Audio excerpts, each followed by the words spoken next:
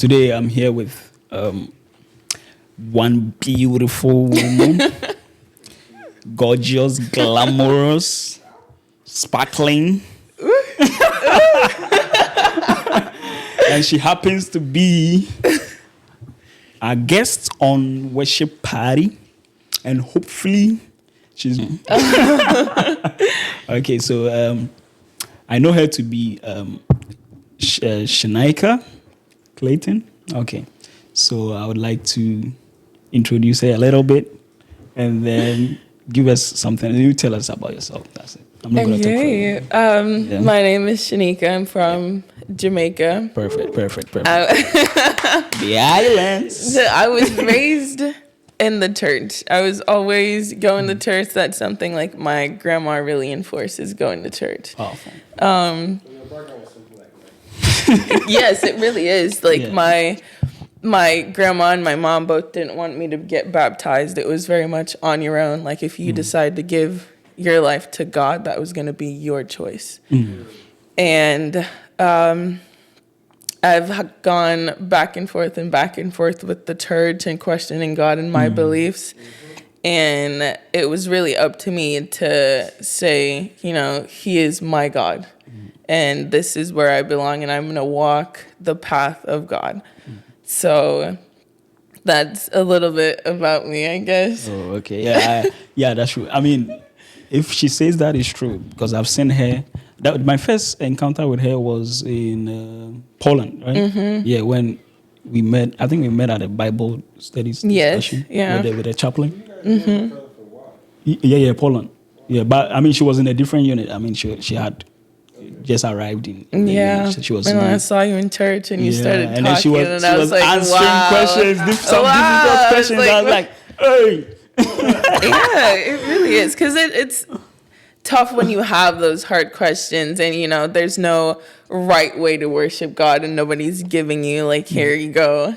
So you ask those questions and you find Him and you pray and you get down on your knees and He really does give you the answers, even though it might not be today or tomorrow. You have to be patient and they will come. That's true. Yeah. So when did you have like a personal encounter with Him? I think my first one was when I was really small and my parents were having trouble because Jamaica is not one of the best places to raise a family financially or otherwise. And my mom had left and my dad wasn't the best person to raise me. So then my grandma had to do it. And at the time I was like, well, my whole family just left me because I wasn't raised with my grandma. So I didn't really know her or her side. So it was like I was being given away to a total stranger as family as it is. I don't know her. Yeah, I know how I feel. So I just remembered crying for like 2 days. And I was like, why me? Why did everybody that I love and everybody that was supposed to love me abandon me? And I got down on my knees and I was praying. And I was like, please, bring my mom back. At least let me have a dad or someone in my life. And it was, I don't know, I was going to school one day. And something said, be patient. Wow. Just be patient and wait. And then about a year later, my mom came back. And she was like, I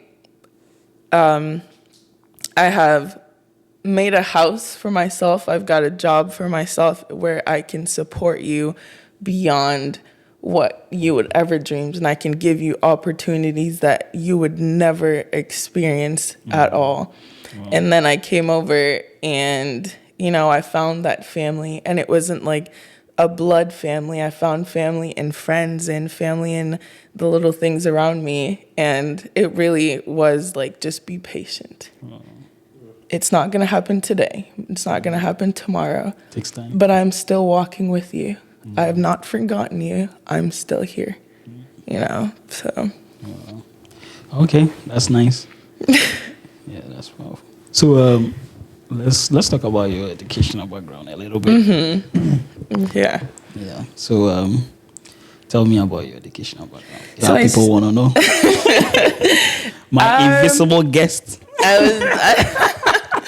I started out, so obviously I'm from Jamaica, so my English wasn't that great, so I had to battle that in school.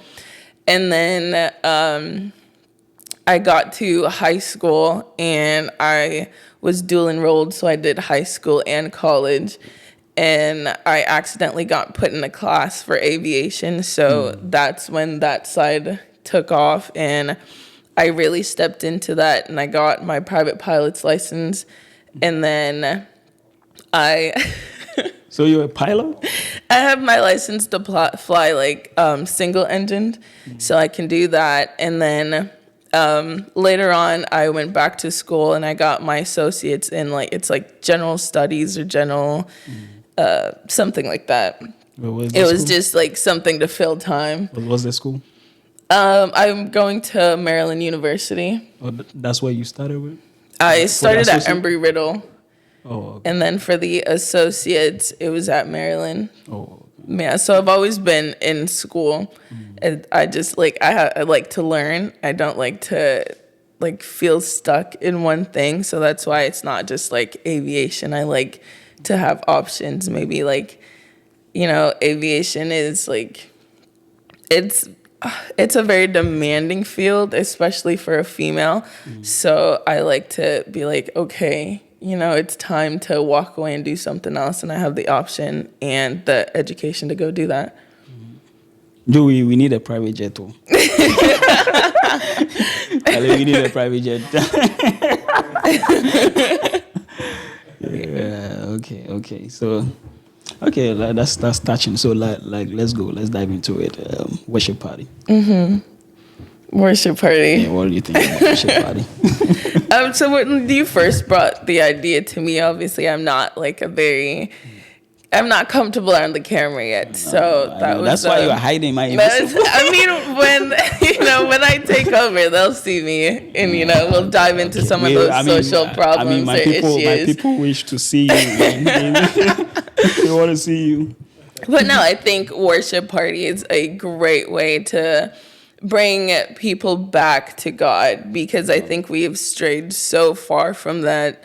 The idea of walking with Christ and being like Christ. Not everyone's perfect, yes, and we do sin from time to time, but it's important to remember why we're here. It's not for the human little pleasures that we like to do, and they're great. Yeah. But,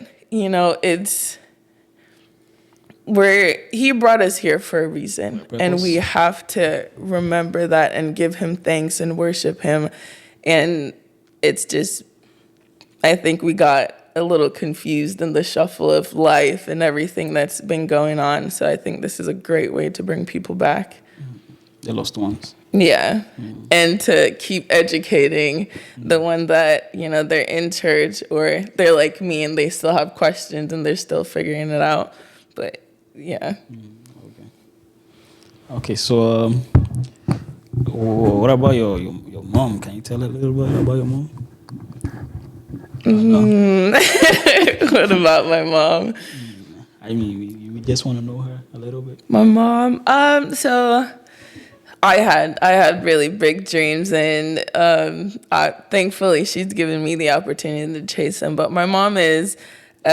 She's a waiter. She likes, the little things in life. She's really sweet, and she put, the strong, the idea of being a strong, independent woman, and being in the church, and just being a part of something bigger than me. You gotta fly her, She's scared of flying. She really is. She doesn't trust you? I mean, she trusts me, but license? I like to take little risks. So the first time I flew with her, I did a stall, just a little practice. But even being there and plunging down, she started freaking out. So, let me ask you this question. I mean, it's not really necessary, but do you have a background in physics? In what? Physics. Yeah. Not really, no. Because I know those who fly the planes, you should have like a physics background, or is it because you went straight to aviation?